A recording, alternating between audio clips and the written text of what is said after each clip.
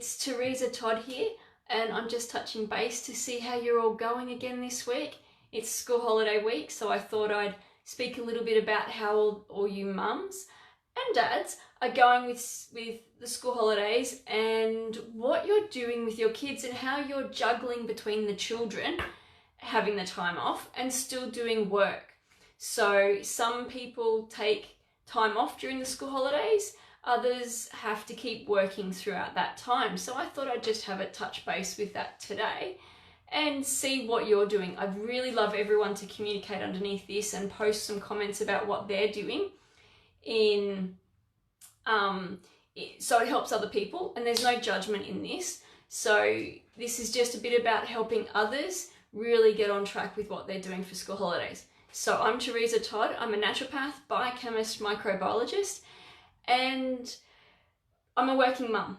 I have 2 young kids, aged 10 and 6. I love them. I love school holidays. I'm one of those mums that absolutely looks forward to school holidays, spending all that time with the kids. But I do have the trouble of juggling between doing the school holiday fun stuff and still running my business and working in it and being there for my clients. So I too have that juggling act going on, and I'm very aware of how they're feeling going through that. So that's part of why I wanted to really put it out there and make it that it's more of a community thing of people commenting below, and so it can help other people, in other mums, other dads, because I can't just say it's mums. I know a lot of single dads that are struggling at the moment to keep their work up and to keep going with their kids. So it's all about creating that community and just putting the kids first. What do they want to do while we keep our sanity? But I suppose the reason I'm talking about this is I find that for a moment I'm going to talk about mums, sorry dads if you're there, but I'm going to say from the point of view, and I'm talking about mums because I'm one, and I can come from a personal viewpoint, but it's when you're juggling all of these things, you still have to be able to put yourself first. You still have to put yourself there, because what I find as a naturopath and a clinician, what I find is a lot of people come to me and they get sick. So and I've just had a couple of emails today going, oh, I've come down with the gastro bug, I don't know what to do, I'm about to go away with the kids and I really don't know how I'm going to get through this. And so those mums are wanting some help to be able to get back on track so that they can be there for the kids and create the amazing time and the memories. It's all about those cherishing memories for the kids. So as a mum, what you need to do is to make sure that you're as strong as you can be so you don't fall down sick. And at this time of the year in Australia, it's winter. We have got a lot of bugs around and a lot of people are going down sick.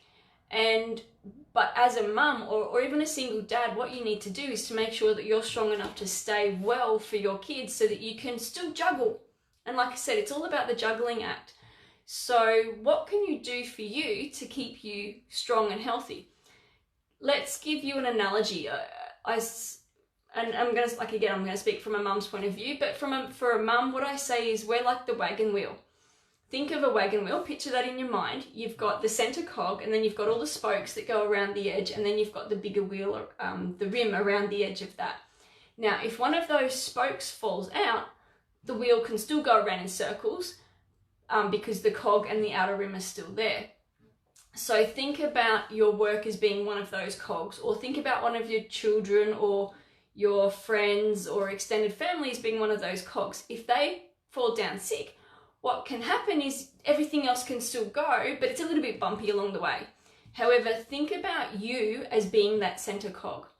That if that center cog falls out, the whole wheel falls away.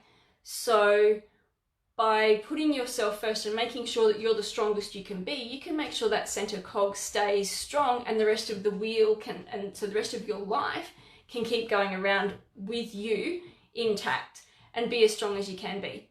So when I say about putting yourself first, it's not going, hey, I'm going to put myself first and forget everyone else. It's no, make sure that your immune system's the strongest. Make sure that you're eating the right foods. Make sure that you're doing things for you to recharge yourself.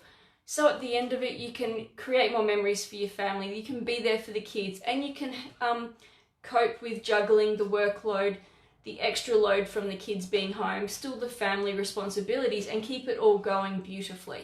So that's what I wanted to talk about today, and get other people to interact so that we can create this community.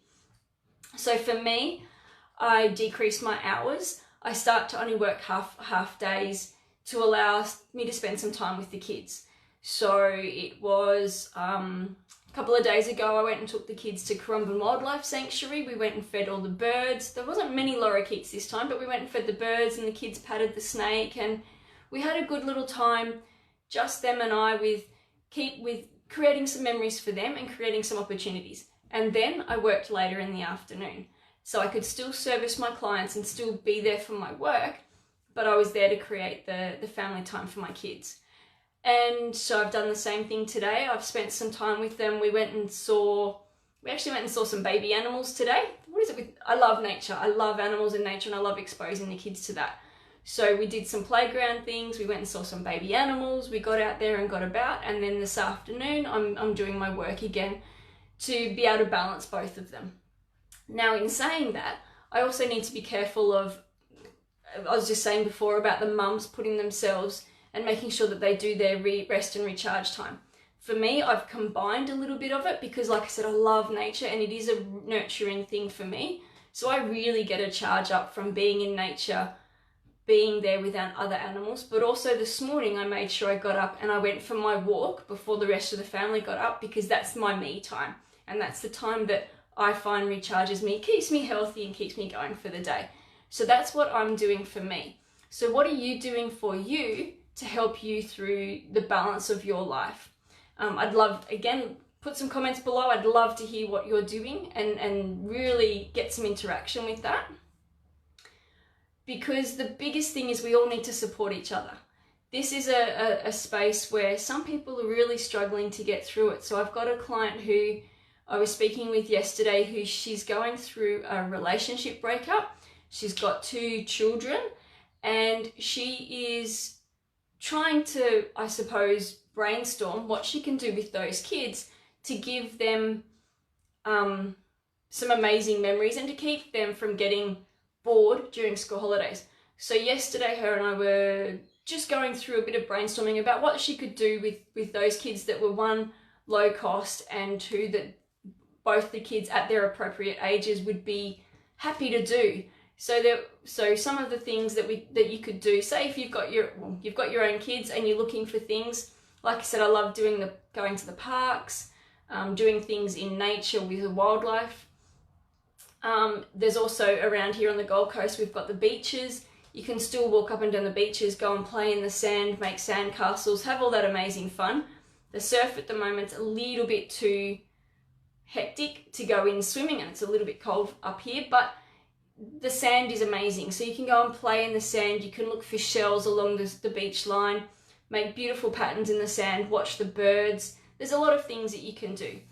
Other things you might want to do is, last night I was making sure I was reading books with my daughter. So getting her into reading this amazing book and just reading it to me so that I could listen to how she's reading, but to interact with the story with her. Sort of get involved about what the story is about and what she thought of the story and what was coming out of that. Other things that you could do, I mean, there's you could go to Facebook and look up the school holiday fun things. There's a lot of things around. I know the community centre down the road here has got some free kid things to do. There's a lot of paid things. During school holidays, my daughter loves to cook. So there's a really lovely guy, Richard, who does some cooking classes. And I send my daughter there, and it's about half a day, and she gets to cook up a storm, learn new techniques, learn things to do, and then she comes back with the food that she's made, and she's really happy with herself. My son, he loves to make robots. So like I was saying, the community centre has some free activities, and sometimes they make robots out of cardboard and scraps and bits and pieces, but they make the robots from that, and it gives the kids that hands-on activity to be able to do something. So have a look in Facebook. Go to your local city council website. They'll list a lot of activities that are available for the kids that you can get into and that you can do with them, or that you could, some of them, I know some of them on the city council site, you can drop them off. go and pick them up later after a certain amount of time. Some of them have costs, some of them don't. So again, jump on the website. There's a lot of things that are available there. The other thing that's really good, and this is what I was talking to the mum about from yesterday, is doing the children play dates, if that's what you want to call it, where your child might go and play with and interact with one of their school friends, and they might have a day over at the other person's house while you're working for that day, and then you reciprocate that. So when you've got a day off, you get those kids to come over, they have a play date, they amuse themselves, you can have fun activities, you can get some craft ideas and do some craft things with them, or you could take them somewhere that they might interact, or they could just play amongst themselves. Kids are really good when they get together and play with themselves, play amongst themselves in that way. So that way you're also helping another mum out and giving them some time out, as well as you get that time out, whether you need to work or whether you need some time off. So there's always ways that you can get about to give your kids that fun, to keep your work and keep the juggling going. There is all the after school paid cares. I know, is it the PCYC? They've got activities on during school holidays, and they're always fabulous, and the kids come back raving about that. So it's just a matter of finding what's in your local area. But please comment below on what you've got planned for your kids, how you're coping with it, if you need any other help that you might, thank you Julie, if you need any help that you might need some other suggestions, things that you're not quite thinking of, that are going to be good for your kids to do. And it's hard because the kids are all from different ages. So I might say, hey, like for my daughter, anything to do with craft and cooking, she loves, but that's her thing. Whereas for my son, he gets bored with that kind of thing and he wants to do something more active and get out there and kick a footy. So it's different for the child and for everything that's going on. But if we can all put in a few extra comments below, if we've got a lot of comments, you as a parent can look at the comments and go, you know what, that would suit my kid. Let's go and do that. And the great thing is, it's the kids that benefit. So they're the ones that will walk away from this with fabulous memories. You'll keep your sanity and you'll be able to keep that juggling act going between work and between the beautiful school holiday time that you can get. So it's about allowing those kids to have fun without you burning out. I hope some of these things have been able to help you today, and I really look forward to hearing to seeing all of the comments that are written below so that we can interact a lot more and we can help each other out. Thank you for joining me today. I look forward to seeing you next time. Have a fabulous school holidays. I know I'm looking forward to the next, 1.5 weeks. I'm looking forward to it all, to what other memories and what other great kid activities I can do with the kids. Bye for now.